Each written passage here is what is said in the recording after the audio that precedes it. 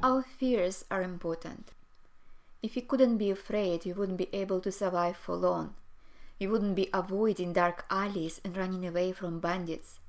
You would not be afraid of stepping off rooftops, walking into oncoming traffic, and carelessly handling venomous snakes.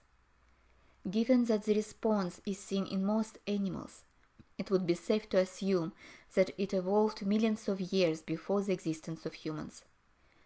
Although most of us no longer need to fight or flee for our lives in the bush, our fears remains one of the most important instincts for survival. Fear serves the same purpose today as it did when we could run into dangerous animals while carrying water back from the river or picking up berries in the forest. Today we are walking down city streets carrying a wallet.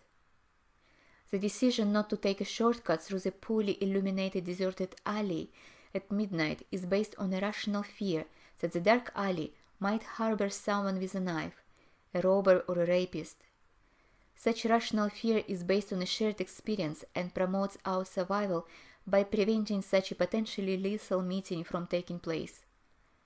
Although some sources of danger such as wild animals are less common today than they were hundreds of years ago, other sources of danger remain, and our fear serves the same purpose now as it did then. There is an additional factor that helps to maintain the human fear. It is anticipation. This emotion is based on the information that we have seen on TV, learned through reading, or have heard about. We anticipate various terrible things that might happen to us. How do you usually feel when you are sitting on a plane during turbulence? Does it make you recall all the plane crash stories that you have heard about? It is important to notice that the way your body reacts when you are anticipating a danger stimulus is exactly the same as when you experience an actual danger. There is an evolutionary benefit to this reaction. This anticipation based on yours or someone else's previous experience allows you to avoid dangerous things that might occur, and in doing that significantly improve your chances of survival.